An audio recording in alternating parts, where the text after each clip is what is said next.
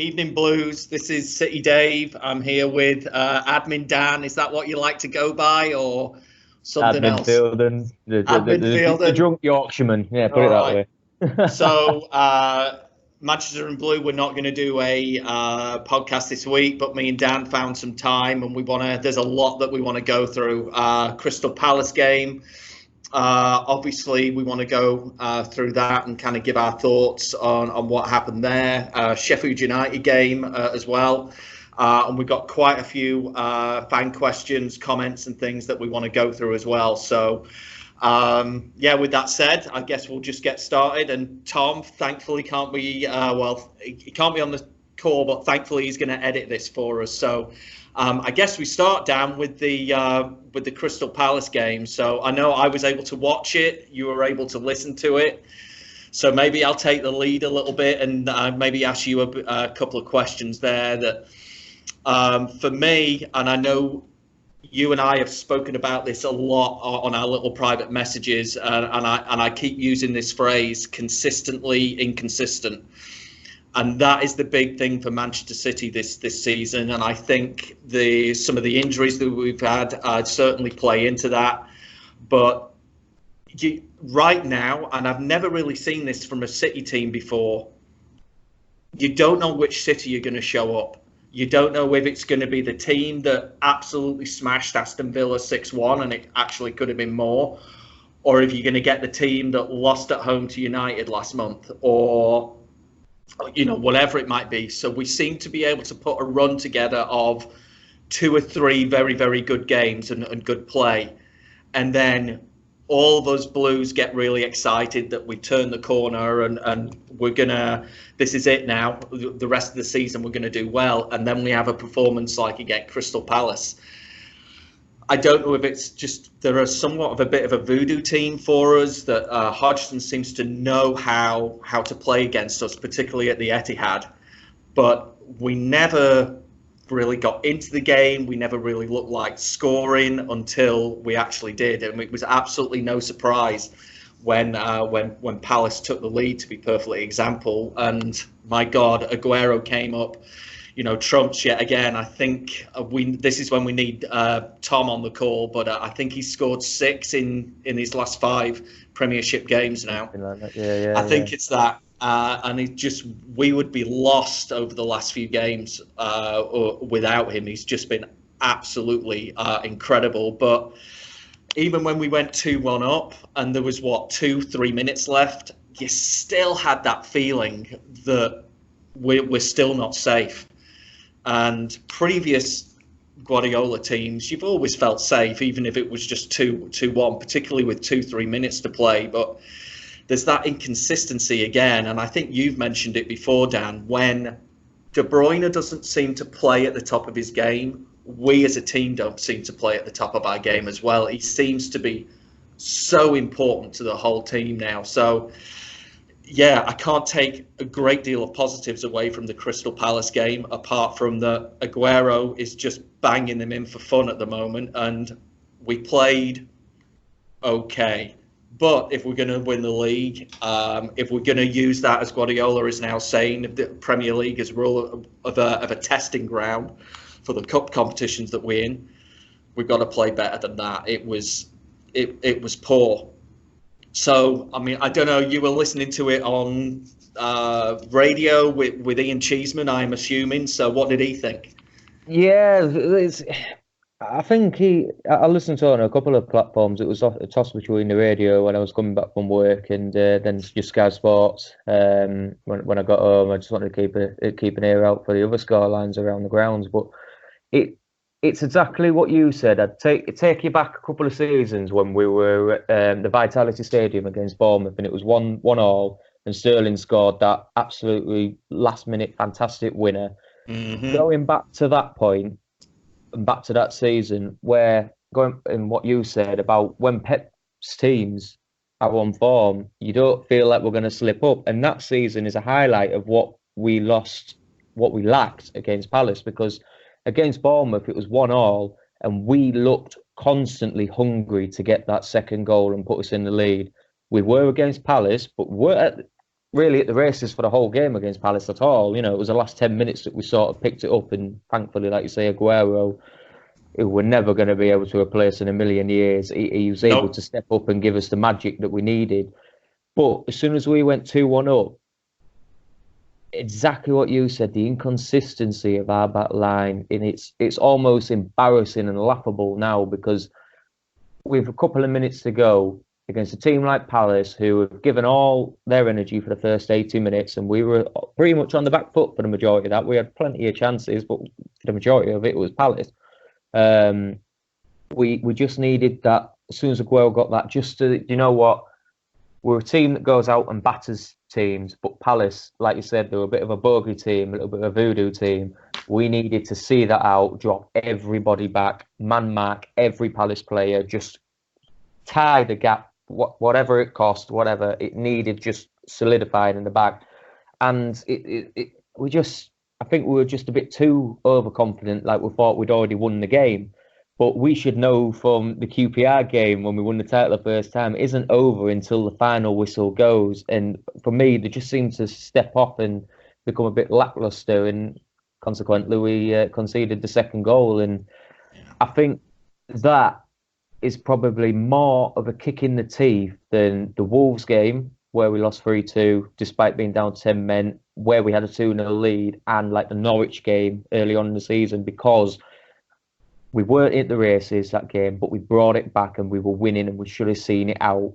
The Wolves game, different kettle of fish, because we were down to 10 men and they were all over us, and quite rightly so.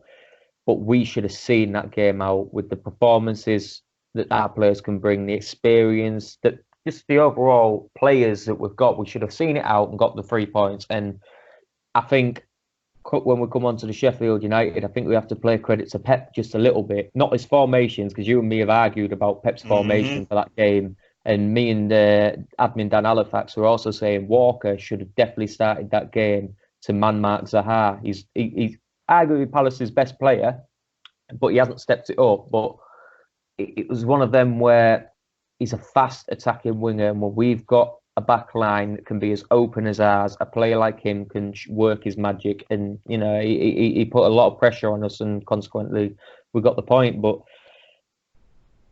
it's hard to take, because obviously lots of people from opposing teams will say, well, come on, go back 20 years ago, a point, you know, against Palace, you should be like, oh, that's okay, we're sound with that. And it's sort of like greedy, where we're like, well, it's not 3 points, but the team we had out should have done that job. And we are the champions. You know, Liverpool have run away. We are the champions. It doesn't matter if it's that. We should have won that. And we should have, as soon as we went in the lead, we should have wholeheartedly thought, you know what, we're going to see this game out. We're guaranteed the 3 points. And the players let themselves down more than anything. Yeah, they did. And it's a really good point that you make. And I think a lot of credit has to go to Hodgson, because even at 2-1 down with only 3-4 minutes left, the Palace players' heads didn't drop, and that was really interesting to me. It's usually, you know, you see that time and time again at the Etihad when City have just absolutely destroyed a team. And even if it's just 2-1, you know, with the final few minutes, that you just know that we're going to see the game out. I mean, all credit to Palace that they were winning anyway, and we got those 2 goals in very quick succession, and we were trying to see the game out. The brilliant thing from Palace's point of view is their heads didn't drop. They knew with only 3-4 minutes left that I think we can still get a point here. I think we're still going to get a chance. So absolutely fair play to them for that. But to your point, yeah, why wasn't every player behind the ball, and why weren't we defending from the front? The difference for me this season, which is also a kick in the teeth, for what I've seen and personally think from hearing opposition fans and friends who like other teams, what have you, Palace for me would have probably been more disappointed not to get the win. You know, teams that have beaten us so far this season, the way we're playing at the back, they were probably, you know, a point would have been, you know, okay, you know, we've got a point against the current champions, but the way we're playing at the back recently, they would probably be more gutted than we are that they didn't get the win in that game. And that's a testament to how poor we actually are this season at the back. Yeah. And, you know, when we go on to Sheffield United, that one man makes all the difference. Yeah. It highlights all the right. games that we've been missing him. Speaking of Sheffield United, then I know we both watched that one, and we were both so excited. I think within 90 seconds, you and I had both posted onto the page that Laporte is back, because I don't think anyone was expecting him to be in the starting lineup. I think from what Guardiola has said, that he was maybe going to get on the bench, but he's obviously seen in training that, thankfully, he's ready to go, and he put in to your point, a man of the match performance, because I was very pleasantly surprised by how well Sheffield United played football. It was a very physical game, and I kept texting you saying that this is no way going to finish 11 versus 11, because there was, in the first half, there was so many dirty challenges going in, and whatever else. But Sheffield United surprised me, because they were actually a decent football inside, and they passed that ball around and they put us under pressure. And can you imagine, to your point, based on the Palace defensive performance, if we'd not had Laporte on Tuesday night, I think we would have lost that game, because I think Sheffield United really came at us and played some good stuff. It was down to physicality, completely down to physicality. Laporte highlighted that he took some battering despite it being his first game. And one of the challenges he suffered should have, for me personally, many people are saying I'm going over the top and it was a correct yellow. It was a behind the man challenge. He didn't get a foot on the ball. His studs weren't fully showing, and it was only one-footed, but he was out of control. And you can see that because he didn't get anywhere near the ball. It was after the ball had been played, and he still came in with that challenge. It could have easily sent Laporte for an early bath and out for another couple of months or for the rest of the season. That's how bad that challenge was. And as much as I agree, they were a very good side, and they were unlucky not to score a goal against us when they did a load of tricky passing, one-touch passing. I think it was Leeds Mousse who had the shot. They played some absolutely fantastic football, but they were also slightly lucky that, like to your point, they ended the game with 11 men, because for me, 2 of their players could have easily seen red. I can't remember what the other challenge was. I think one of the fans on the page said it was against Sterling. I'm not 100% sure.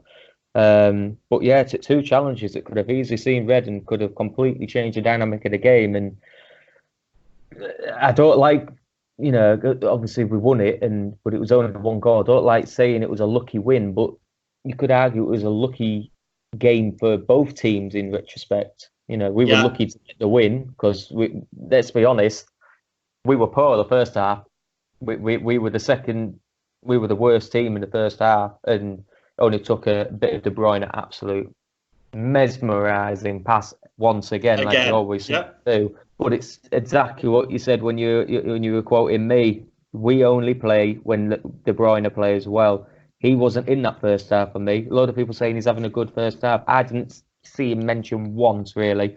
And it was the only time we scored was when he did one good thing in that match. And let's be honest, it was the only good thing he did in that game. Exactly. He got most of the reviews that I saw, he was getting an 8 out of 10. And for me, you can only base that mark on that pass that he did for Aguero's goal, because apart from that, he was pretty anonymous.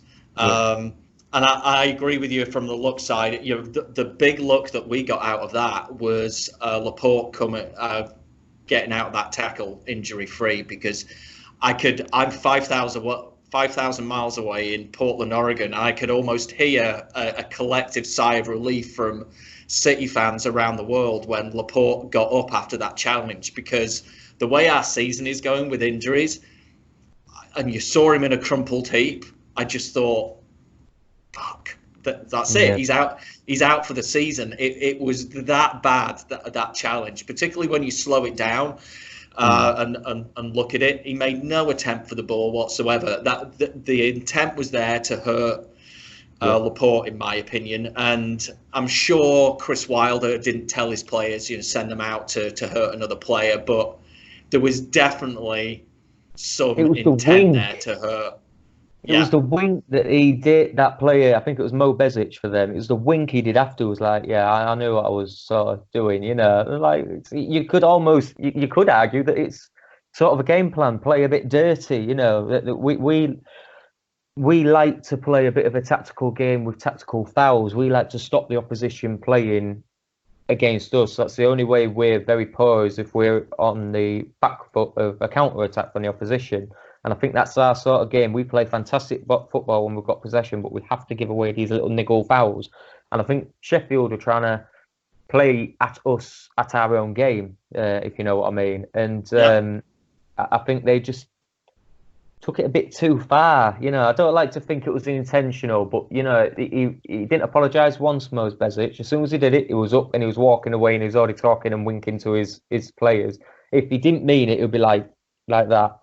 Any righteous mind player would have gone, I'm sorry, that was bad.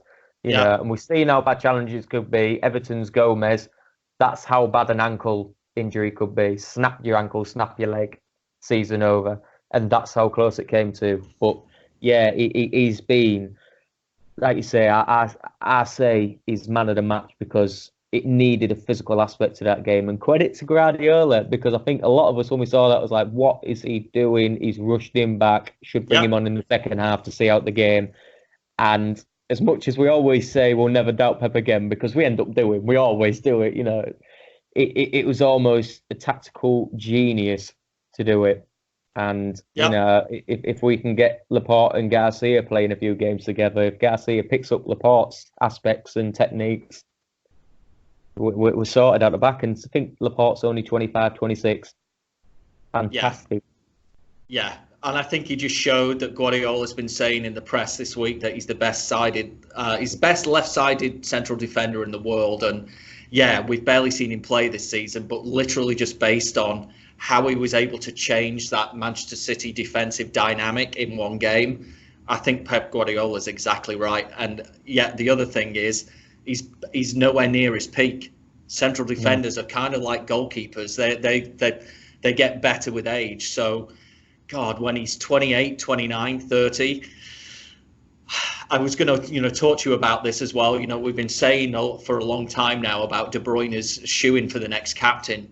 Based on Laporte and this outpouring of emotion from Manchester City themselves and a lot of players around the game, I think Laporte might get the captaincy at the end of the season. I really do. A lot of the players seem to have a lot of time for him and know how vital he is to that cog of Manchester City. And if they look at him like that, it would not surprise me if they just, Laporte, you can be our new Vinny. Yeah. You can be our rock for Manchester City. We're going to give you the captaincy, and I think he'd relish it. Without a doubt. I mean, I've always been under the assumption any captain of a team has to be a goalkeeper or a centre back. That's my personal belief, because you've got to have a leader that can see the game. You've got to have someone that commands it. Vinny had that. Obviously, he was centre back.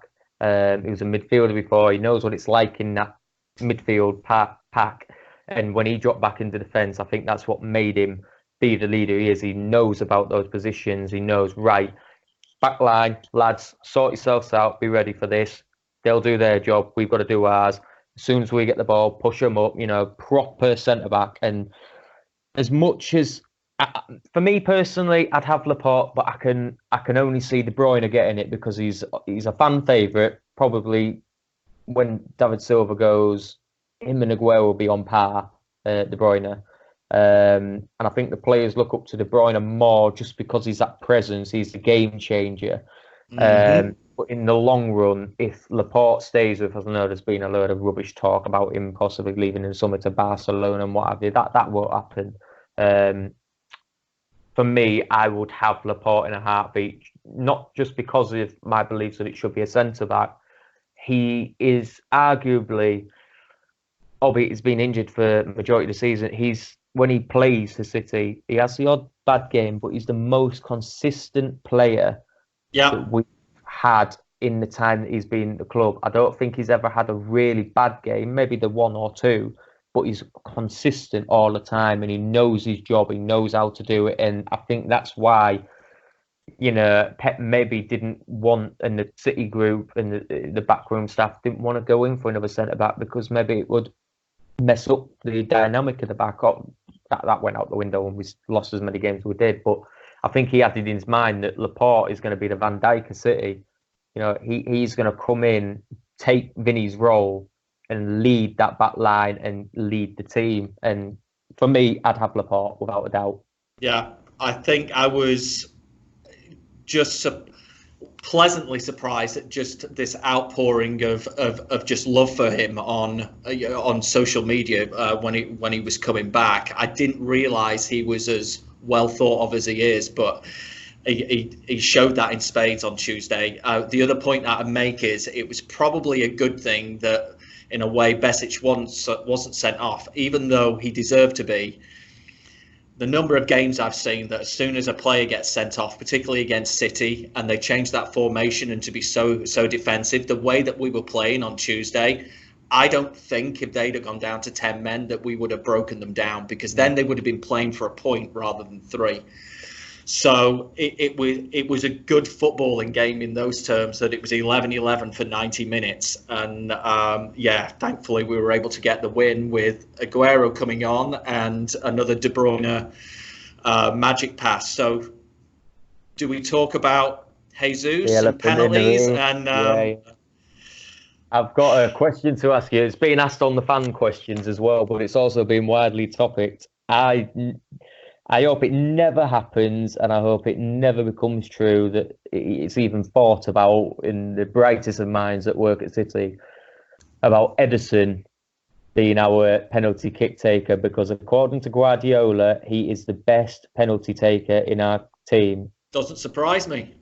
But you got to think about it. If he misses one penalty, and it's a match last minute penalty for us to win the game against United or Liverpool, and Ederson steps up and the goalkeeper saves it, and they go on the counter attack. Unless he's Joe Hart, like he did against United, and run all the way back and saves that certain goal, I don't see Ederson having the legs to do that. That's the only thing. I'd have him without a doubt if he was an outfield player taking our penalties. He reminds me a bit of Kolarov, but it's a ridiculous thing to think about Ederson taking it. But I'd have Aguero and Gundogan and De Bruyne as our certified penalty takers. Yeah, I'm in complete agreement with that. I think I was, we were texting when we got given the penalty, and I think I said something like, "Please don't be Jesus." And lo and behold, I get it. He's a striker and he's there to score goals. I get it. But when you look at the record that he has, I think he's missed 5 out of his last 9. I think that's it. Yeah.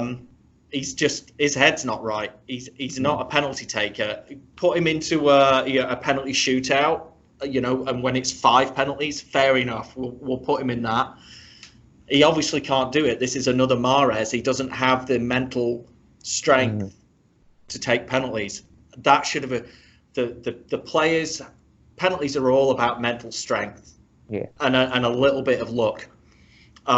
It's not about how good a footballer you are. And the players in our team who were there against Sheffield United, who could have taken the penalty because Aguero was on the bench. I think you're exactly right. De Bruyne was there on the pitch, and the way he has been playing over the last couple of months and the mental strength that he has, I would have been saying to him, "All right, Ginger Ninja, can you step up and take this?" It should have been him, because I just don't think Jesus got into that game again. And I'm more and more coming round to your way of thinking, Dan, of Jesus more being a left-sided attacker who cuts in. Because he's not got the scoring exploits of Aguero. He doesn't have that in him like Kuhn is going to do. Who does? To your point, we're never going to replace someone like him in a million years. And I think he's more effective playing out wide and cutting in, and maybe getting 15 goals a season, but assisting another 15, rather than saying, "Okay, Jesus, you have to get 30 goals this season," because I think that's the pressure is under right now. So, Ederson, I agree with you. Though I would love to see him actually take a penalty, I do actually see the point of, if it's saved or whatever, do we leave someone at the back, standing on the halfway line or whatever. So I think Pep's kind of said that before now as well. It's never really going to happen, even if he is the best penalty. Again, this is like Jesus for me, that if we get into a penalty shootout against Madrid, next month in the Champions League, which very well could happen, I think I think we're very evenly matched as teams. Would I have Ederson taking one of those 5? Yeah, absolutely. I would. So yeah, that's the penalty. We want to talk about Sterling. Yeah, it's hard to know, isn't it? Me personally, I know you have. We've both equally blasted him as well, but there's almost no defence now to stick up for him. You could say he's tired. He had a full game out the other day, which for me would have been enough. He's a professional football player. He's an athlete. We've seen what he can do when he plays game in, game out, game in, game out, game in, game out. It can't be fatigue now. I think it's just confidence based, but it doesn't help himself. There was plenty of times. I think there was that one chance he could have either laid it off to Jesus on the left and he decided to have a shot and it blazed over the crossbar. Yeah. When he ran to our fans, he just smiled and laughed it off. If that was Aguero would have the face of thunder, and you see what he's like. He always goes like that, pounds his hand every time he misses a chance, and he's like, "Fuck, I should have scored that." Soon was like, "Another one goal. I'm gonna get some shit for this." Now he should have been like, on my knees, almost crying. He's had chance after chance after chance to score a goal, and I think it's probably been the longest goal drought he's had in the league for City in his career at City, I think. Yeah, he didn't look like scoring at all. He had that chance. He had the one that he hit right at Henderson when we had that beautiful team move of just passing it right down the field. And maybe it wasn't a full chance, it was a half chance, but for a professional player who is lauded as England's best player, he should be doing better than that. And I coach a U13 team, and I say week in, week out, hit the corners. It doesn't matter about power. Hit it away. If you hit it away from the keeper, you've always got a much better chance of scoring. And for Sterling to make that error of being in front of the keeper, he had the goal gaping and it hits it right at him rather than aiming for a corner. We could have been 1-0 up. And so his scoring's gone to pot, as you say. And the other thing, that I keep harping on about, and I know I keep harping about it, but he's a winger and he can't take it round a player. No. I have not seen him literally in 3-4 months now actually take it round a player, because what he's doing now is, and he did this a lot on Tuesday night, he'll bomb down with the ball and he'll look up and then he'll put the cross in. And what he was doing before that was actually trying to take it round players. And the times that he is trying to take it round players, he's not quick enough. He gets tackled every time. And I think it's confidence. I think you're right, Dan. I think there's so much going on with him right now that it's Fulham on Sunday. I think they're going to give us a good game, but we should have a strong enough team that we can actually leave him out. I think he needs to be left out for a little while and to try and get back to the player that he was, because someone going to offer 200 million for him at the moment? Absolutely not. Is he even going to get picked for England on his? I mean, he is, but I think he's only going to get lucky with that. I think he's only going to get lucky with that. It being, you could argue, he might even be our striker with the injuries England are having and the confidence he's getting. It might do him more damage than good. Yeah. As I said a couple of weeks ago on the podcast, right now, the only thing I see Sterling very good at is when you put the ball over the top and he's running onto it. He's still got that speed, and I think he's still got enough about him that he's going to slot the ball in the back of the net. But when it comes to one-on-one situations, when it comes to trying taking it around the player, when it comes to doing a bit of dribbling and being aware of what's going, that part of his game has gone completely to pot for some reason. Yeah, he's just not with it. I can see him starting on Sunday though. Part of me hopes he does, because I'm taking a friend taken a friend who's got a grandson to his first ever City game at the Etihad. 10-year-old, but his first ever one. He lives in York, and it's his first ever game, and his favourite City player is Sterling. So I hope we all remember our first game at City, whether it's at Main Road, whether it's at the Etihad. We all remember walking out into the stands and just like, oh God, I'm going to see my favourite player play. Yeah. And this little lad, he's going to have his heart beaming for Sterling. I can see him starting. It's awful to say because we know what he's like, Sterling. He's proved it in the past 2 seasons. He's world class. Everyone still laughs at me, but I still say he's a world class player. We can say it's confidence, but I think there's something underlying in whether it's a tactic Pep's trying out, but he's doing all the movement he did the past 2 seasons. And to your point, he's not taking it past player. I saw him take on a couple of players against Sheffield, and he did not necessarily get past them, but just moved it out a bit wide. But every time he did that, he didn't do a cross. He tried doing a cutback pass, and I think he did that about 2 or 3 times, and not one of them went to one of our players, or they were really tame, and Sheffield were able to pick it up and were gone. And the same thing, he just laughed it off. So I think he's got to sort of take a leaf out of Aguero's book to a point, and just get angry. Yeah, get angry. Tell yourself, I am playing shit. I need to step it up. I need to punch myself in the face. I am playing for, on their day, the best team in the world, arguably, on their day. Why aren't I playing like I know I can? I should be slapping my face into submission to say that I am playing awful. I need to up my game. And I think I think it's confidence and lack of belief in himself that he can do it. He's like I say, he's laughing these things away, and it's not a laughing matter. He's awful at the moment. It's and I think you're right, Dan. I think that he will play on Sunday against Fulham, because I think what Guardiola's trying to do is trying to give him that confidence back. To your point of, is this a player who just literally needs one good performance? And it's against Fulham, who are a division down from us, so they're a good football inside, and the way up that league, but we should have enough to beat them. Is this the kind of game where Sterling can actually have a good performance, maybe get on the score sheet a couple of times and boost that confidence? And to your point, if he's not playing well on Sunday, he should be beating his head in frustration that this is a championship team and I can't score against them, or a defender's just kind of got me in his pocket. That should not be acceptable.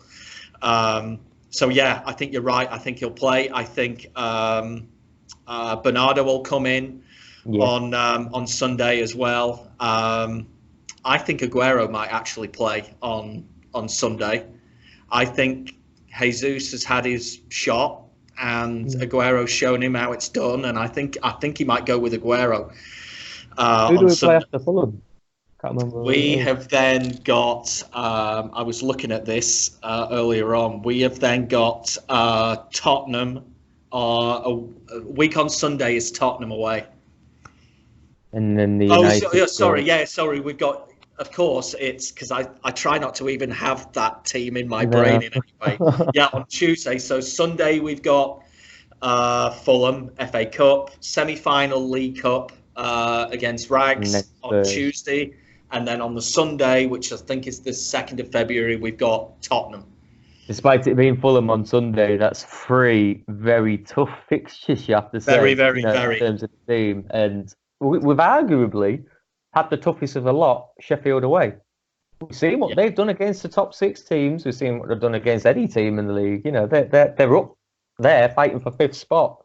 With the likes of Chelsea, with Man United. Man United, but they're closer to relegation than they are at the top. But they're still proving that they have the confidence. They're going in as the underdogs. They're going, do you know what? We're up for it. And we stopped that.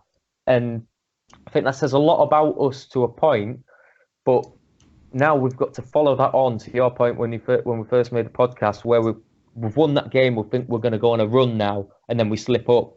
We can't allow that even against Fulham. Even it's the FA Cup. It's the oldest cup competition in the world, in the history. Pep don't want to be losing that game. He'll still put out a strong team. And to your point, we're bringing Sterling in. Sterling needs to score that game to get his confidence up. Yeah. But the team needs to play well as well. And just to get that momentum going, Palace, we were kicked back against Palace, and it's going to be a fun one. It's going to be a fun one. But... Yeah. Does Foden start in any of the next 2 games for you, Dan?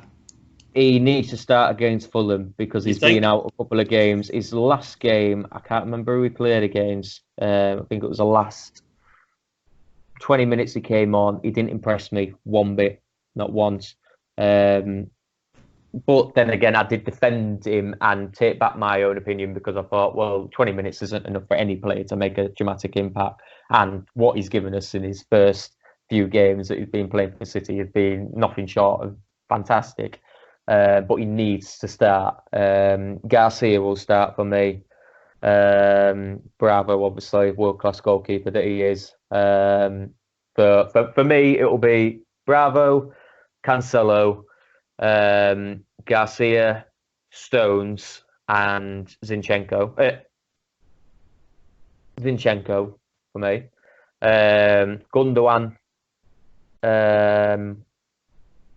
David Silva, and I'd probably say De Bruyne as well. Sterling on the left. And maybe Mahrez for me, with Aguero up front.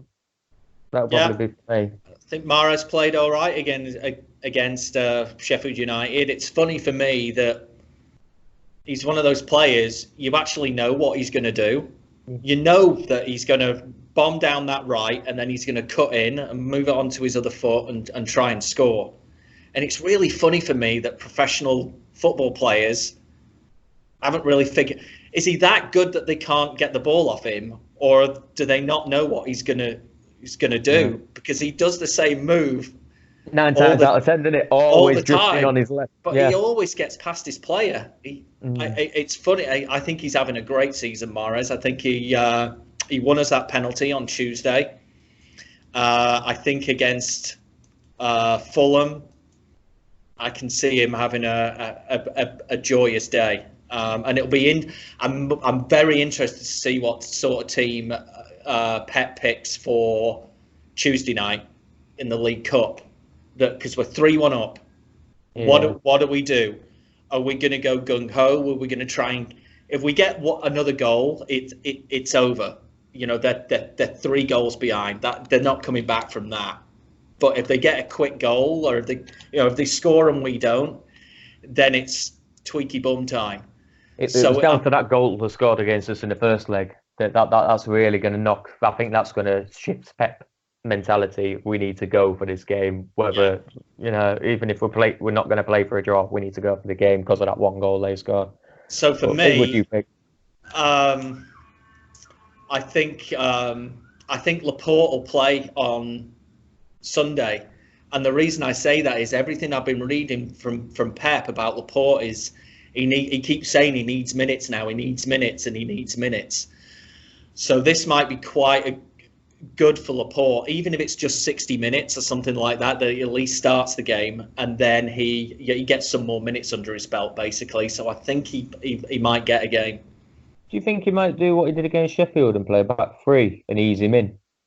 I think he really might do. I think Laporte would be the first to say that he appreciated that support that he got from Otamendi and Fernandinho and Rodri around him as well. We had a bloody tough team out on Tuesday. When you look at it, we had some real battlers, and the more I see Rodri, the more I like him, because he's got both facets of his game. He's a right hard nut and he's a big unit as well, and but he's got the skill with it as well. He's got awareness, and that's what I always like in Spanish players, that they get their head up and they look what's going on around them. So I think you're right. And my question would be, does Laporte? I think the Tottenham game is so important for us, and we're going to need Laporte. Yeah. So does Laporte get rested on Tuesday, and we have Otamendi and Garcia, or Otamendi, and I don't know if Stones is going to be back from injury by then, but do we risk playing Laporte Sunday, Tuesday, Sunday? I think the league's gone. Well, I don't think. I know the league's gone for me. Yeah. But Pep will obviously still want to go for every point he can get. But exactly what you said, he needs minutes. I think he won't play the full 90 minutes in all of them, no matter what game he plays. But I think if I don't think he'll play Sunday. If he does, he'll have to play back three to ease him in, because I've seen it countless times. We've rushed to play back De Bruyne, easy case example. We rush him back out for another 5-6 weeks, or the rest of the season. We don't know. And we just need to bring him in, get him up to that fitness, get a bit more muscle around his knee, just get him back up there. For me, I'd rest him on Sunday, but play him against United and then Spurs. Well, we shall see what Pep does, because we can never guess. Never know. So, okay, so score prediction for Sunday. Well, I'm going to be there. It's my first FA Cup fixture for 9 years, so I want it to be a good one, so I'm going 6-0. And I think we're live on BBC as well, aren't we? Didn't they pick that game to show live? I think all the fixtures of this round are live. Oh, really? At some point, I'm sure I've read that up somewhere. Or it might be the next round of fixtures. Right. I'm sure we're on TV though. I'm sure I've seen that listed. Yeah. Well, I think we'll put in a performance, but I think Fulham will put in a performance as well. I think we'll allow the sort of football which will provide an entertaining game. I am going to go for. I'm going to go for a draw. Oh, and God. And I think that this is going to go to a replay. What, score, draw, or 0-0? I think this is going to go, score, draw. I don't know. There's this niggle little feeling about me, and I think we'd beat them in a return fixture. I just have this feeling with this consistently inconsistent phrase that I've come up with, that we might play well, but I think Fulham will too, and I can see it being a 1-1 or a 2-2. And again, it's then another massive talking point for Pep and us, that, well, what do we do? Because now we've got a congested fixture list in February, because we've got Liverpool who will be playing, we've got Champions League, we've got all these different things. I don't know. I've just got this niggling feeling that Fulham might sneak a draw. Always a voice of positivity with you there, isn't it? Always. I personally don't see it. I see a big win, but to your point, Fulham are playing well. Scott Parker has got on playing some fantastic football. Even if it's Championship standard, it's still fantastic football. And they're one of their teams that I wouldn't mind seeing back in the Premier League, because I've always been a fan of Fulham. Whether that because of the heroics when they were in the Europa League back in 2010. It's hard to think only 10 years ago they were fighting Juventus at Craven Cottage in the Europa League. It's so weird how times change. But Scott Parker, for me, he's one of them that I can see him moulding a team on the style of Guardiola, but rising a bit like Eddie Howe has in the Football League and becoming a consistent manager. And I think, he'll give us a game, but I don't see a score draw. I see a big win. I was going to say exactly the same about Parker. I think what I've always liked about City fans is that they appreciate good football and they appreciate good footballers, whatever team that they play for. I think we're the first lot of fans who will hold our hands up sometimes and you know what? Yeah, that is a very good player or a very good team, and just so be it. I always come back to the Invincibles team. I was at Main Road and we were 4-0 down after 20 minutes. This is when Kevin Keegan was manager.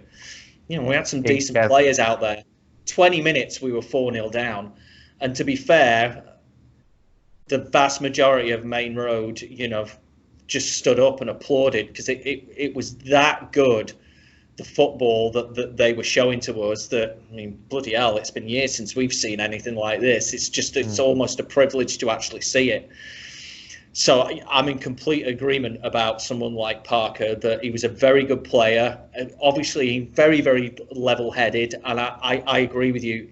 He could be the next Gareth Southgate for me, that he seems to have that education there that you're going to need. I really believe that he's going to go a long way, whether that's with Fulham, getting him into the league and then he gets a bigger job, or whether he gets them into the Premier League and they're the next Bournemouth, and then they begin to be a smaller club but always in that top 10 every year, and give the bigger teams a good game.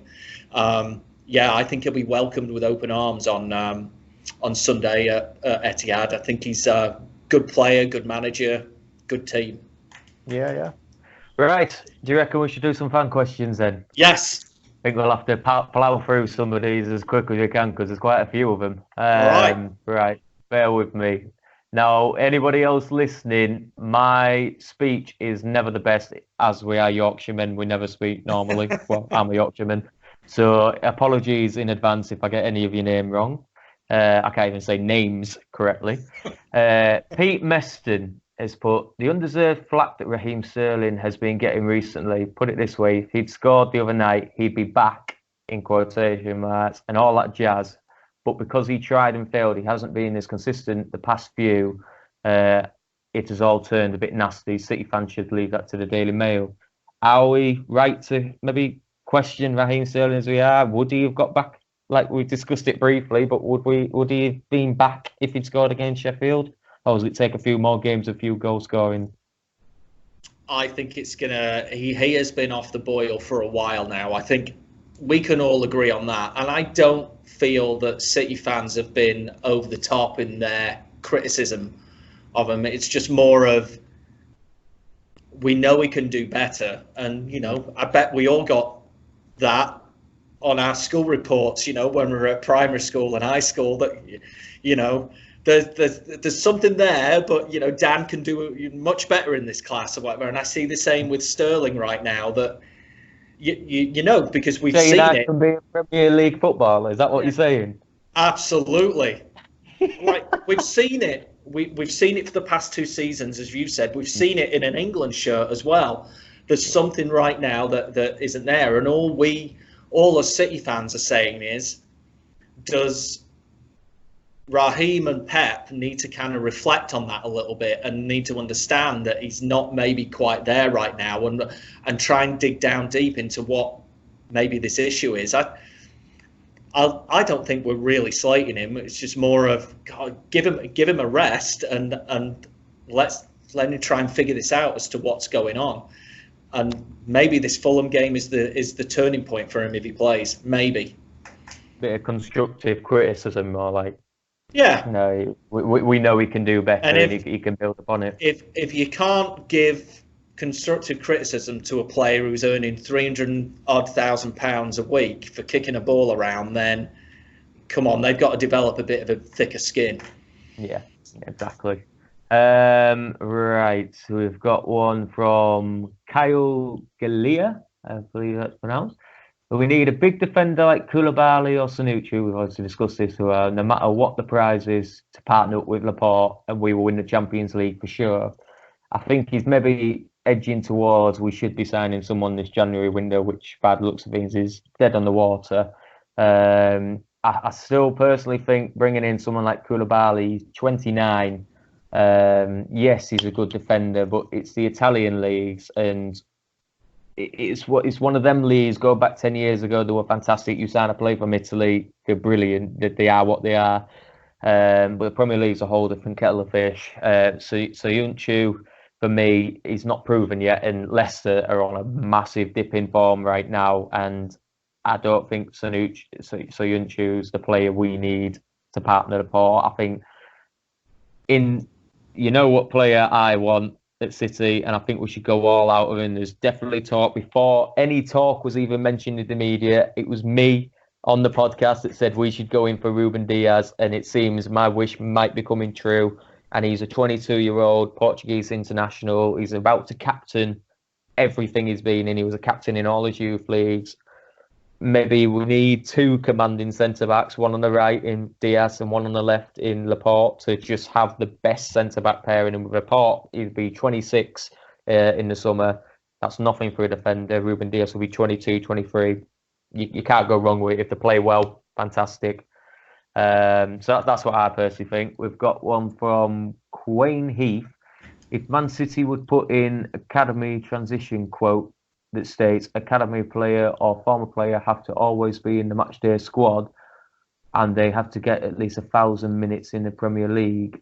I don't think that's maybe a question. I think that's maybe referring to United's style of play. I think they've gone God knows how many games now, high thousands now, where every game they played, they've had an academy player. I think that's maybe what he's alluding to. Fair enough. I would love to do that as well, but you're only going to play the players if they're good enough. I think United have had that luck or have that good talent scouting system that they've consistently brought players through, and fair play to them. And I think that's what you've seen with City over the last probably 4 or 5 years. That we're scouring the continent not for the next £100 million player. We are going after these 15, 16, 17-year-olds, from Barca and Juventus and, wherever else. And I think it's a pretty decent business model that they come to City, they either get loaned out and then we realise they're not going to get into the first team squad and we sell them for a profit. Or if they're any good, well, we'll keep them and then we'll play them in the first team. And, that's exactly what's happened with Garcia. Garcia is probably the prime example of that, of that model that City are now following. And we don't want to. I don't think we're a team that just wants to buy that success. I think Guardiola's giving a lot of the players a chance. Yeah. Doyle's 18. Harwood Bellis is 18. I think he might be 19 now. That's just unheard of, really, for a lot of other bigger clubs to be playing players that young. But if whatever the name of the fan was there, I'm all for it. If we've got a good enough academy player, absolutely they should be playing week in, week out. And I think you're going to see that with Foden, who's been there since the age of 7 at Manchester City. We've seen all. He's going to be a starter, hopefully next season, and he's already a crowd favourite. I've said it time and time again. I think Foden's going to be our Steven Gerrard. I sincerely believe that, and I think he's going to go down in history of one of City's best ever players, if not the best. Yeah. And his little lads only just recently, I think yesterday, turned 1 year old. So happy birthday to Mini Blue Foden. Hopefully he'll live up to the same potential as your dad is, and the father figure already. You never know, it might work with the rest of the youth lads. Yeah, you never know. David Peters, who is becoming a bit of a regular with our questions right now, and credit to him, he's sticking with us. Fantastic to ask questions. But this is probably the most important question after the Guinness question he asked. Burning question: will the Donny Blues ever find their flag? This is referring to admin Dan Halifax and his band of Motley Crue who went to the game, and they, safe to say, I think they had a fair few. They did lose their homemade flag, but yes, David, it was found safe and sound after a lot of tweaking, and I think a few memories are a bit torn on the morning after, but they have found it and it's all nice and safe and sound. But yeah, I hope that puts your mind at ease, and now you can go back to sleep and rest easily and get a full night's sleep after that. That's brilliant. We'll just do a couple more because there are a few, and I think Tom will be getting a bit jealous if we go for all the questions. Chris Blankenship Lane. He's another regular of questions. He is. Yeah. And I highlighted this one when he gave the question first thing this morning, because it is a fantastic question. Given the fact that we only have 2 first-team strikers and the likelihood that one may be leaving at the end of next season, Why did we not attempt to sign Haaland, especially considering his release clause and links to clubs previously mentioned and wants to win the Premier League? For me, number one, he doesn't want to come to us. He never even mentioned Manchester City in all of these interviews that he had, when he was being lauded by Juventus and, whoever else.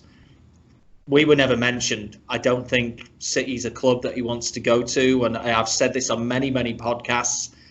We want to sign players who actually want to come to City, not just for a substantial pay packet.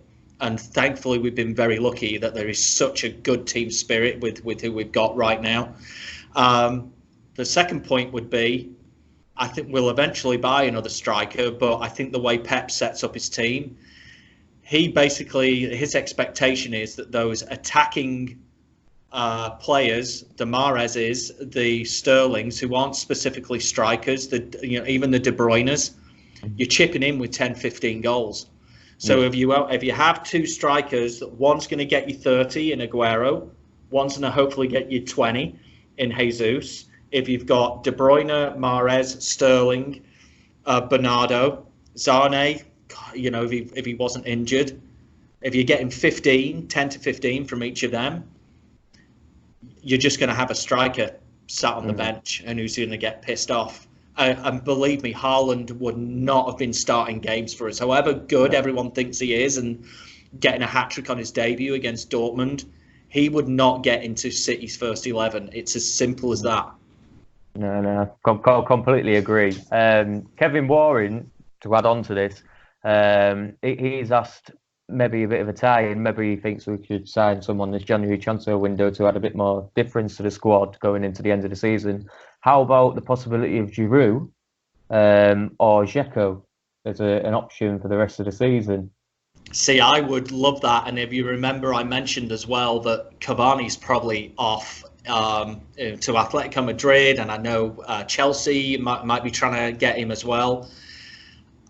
I would love a big, rangy striker who comes and when our game isn't working for 50, 60 minutes, kind of like at Sheffield United, and I know Aguero came on and scored. I get that, but wouldn't it be good if we had just a different way of playing and having that Dzeko or Cavani or a big lad up front and to see what would happen. I'm not against that, but I can't see it happening because it's just not the way Pep wants to play. I always go back to the example of Ibrahimovic at Barcelona. He lasted a season with Pep at Barcelona. They hate each other because Ibrahimovic just wasn't on the same wavelength as Pep as to the way that the game should be played. Yeah. Pep can manage any team in the world. He is never ever going to have a big 6'4" striker who you banging balls into the box, in the hope that he's going to get ahead on it. It's just not his play.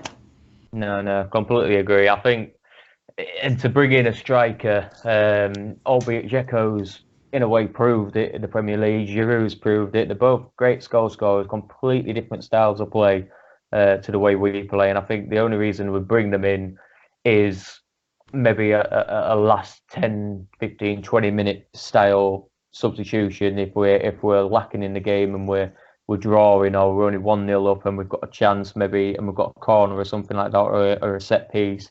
Someone that knows how to header a ball and finish with the feet. Don't get me wrong, they can both do that, but you've got to. Giroud's 30, 32, 33. Dzeko's similar age. Mm-hmm. They've got to get reaccredited to the league again. Giroud's not played in the Premier League this season, I don't think. I don't think he has. And Dzeko, albeit he was scoring for fun with Roma, I don't know what his goal record is this season for them. I think it would be not necessarily a waste of money, but a waste of maybe the club and the players' time. Because they've got to get bedded back into the league and it's a fast league, and if they're not with it, then it's just a waste of money for just a punt, a change of formation and style. Agreed. I mean, we know what Pep is like on that training ground. Can you imagine if we brought in a 6'3", 6'4" striker? Hey guys, we're gonna change the way that we play, and this is how we're going to get balls into the box to this. That he could do it, but he wants 6 months to work on. Okay, De Bruyne, you were doing it this way when you were banging in those balls and bending it round 7 players. Yeah. Well, now we want you to do it another way. Now we want you to do it in the air and get it onto these players' heads. It's not going to happen. It's not Pep's style. And that was proved in his first season at the club when we had that good run, and then we all just came to a cataclysmic stop.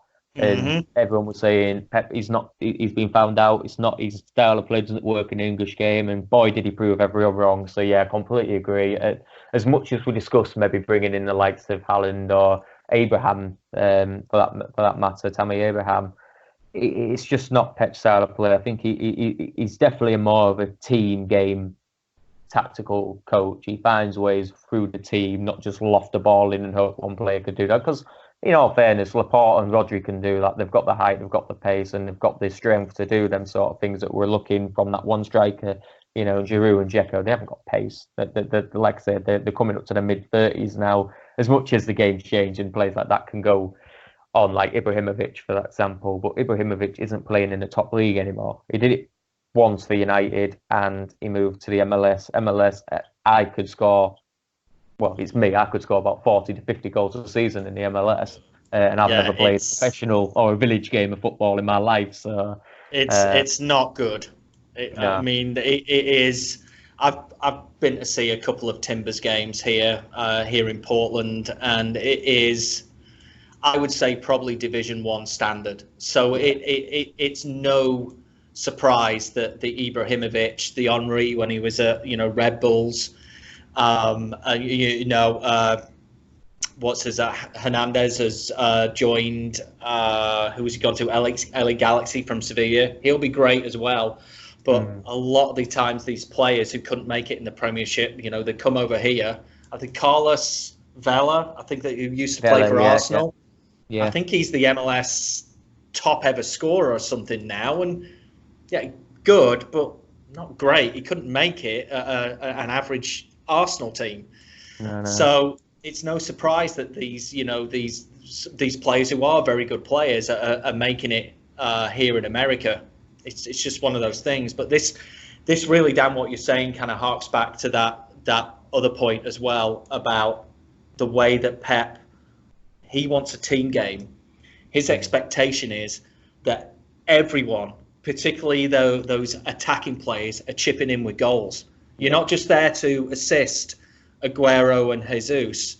You're actually there to bang the ball in the back of the net as well. And you don't see that from a lot of coaches. It's more of, if you're a winger, okay, how many balls do you get? Daniel James is a good example of that at United, who I actually rate. I think he's going to be a very good player. How many balls is he getting in the box? How many chances is he creating? Whereas Pep is, okay, that's good, the chances, but as many chances you're creating, I actually want you to turn those into goals. As well, and that's the tweak. That's the difference. Why I think Pep's very set in his ways, and it's the right way to be. And this is a team game. We're going to get goals from all over the field, not just from Aguero and Jesus. Yeah, completely agree. We're changing Pep's legacy. He's done it at Bayern, he's done it at Barcelona, and he's now doing it at City. And completely agree. Just to finish off, I did promise that I'd give Steve Anderton. There was a lady called Andrea who won my little fun competition at the beginning of the day. But she never got back to me. For those who don't know, I put a little bit of a joke competition on, and basically I asked, what's the difference between a big pile of shite and Manchester United? We got some replies on the lines of, shite smells a lot better and it is more appealing than United. We also had someone say, what was it? Something grows on shite and has the potential, and United don't have that apparently. So as much as they are, the answer I was going for was not a slight bit of difference whatsoever. And Steve came second, but I did promise I'll give him a shout out and his views out. So that's Steve Anderton. I just asked him how the season's going for him, and he's saying still plenty to achieve this season, onwards and upwards, proud and loud blues, which is absolutely spot on. And he says he's not disappointed and virtually impossible to get 3 titles in a row, which I completely agree with. So then I did ask him, how far do you think we can go this season? And he's under the impression we can still go for all 3 remaining trophies by the league. So that's League Cup, FA Cup and Champions League. I'm inclined to agree with him on the League Cup and FA Cup. Champions League, I think we can give it a good run, but I don't think we'll win it. I think Madrid is going to be a great 2-leg match. I think these teams are very, very evenly poised right now. Madrid haven't been the same since they lost Ronaldo, and the same for most teams. I know he's your favourite player. No, he's not my favourite. I just personally think he's the one that makes the difference to a team. He's the greatest. Yeah, agreed. Hey, no, we got that filmed. You agreed with me there. Agreed. He does make a big difference to any team he's been in. He's scoring goals for fun at Juventus right now. So fair play to him. I was going to say, basically with our defence being shaky, but knock on wood, Laporte's back, but being very good offensively.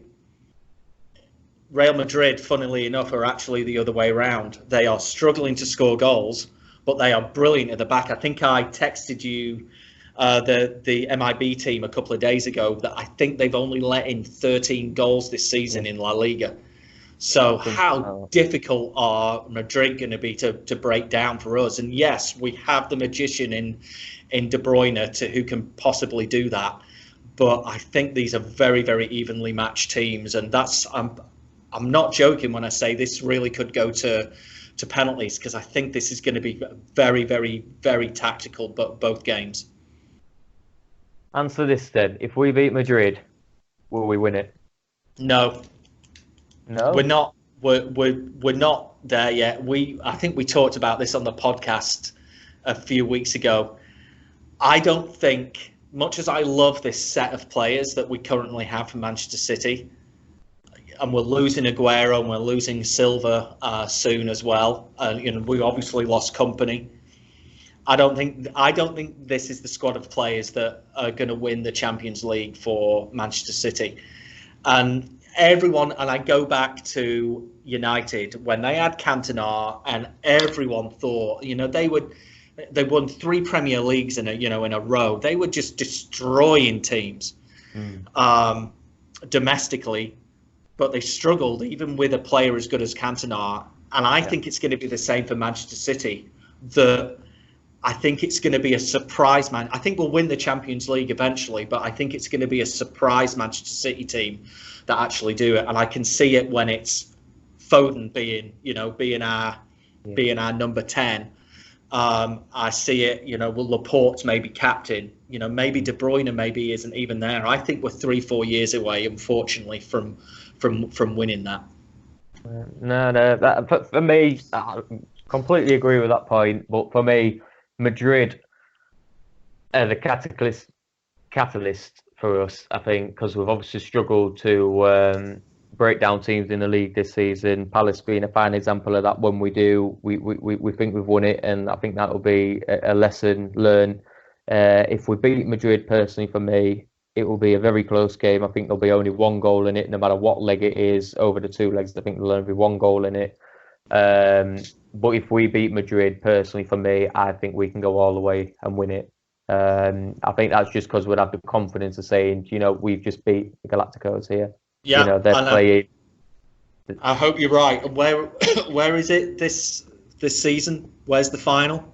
Is it Istanbul? Is it Turkey? It is, isn't it? It's Istanbul, where Liverpool won in 2005, I believe.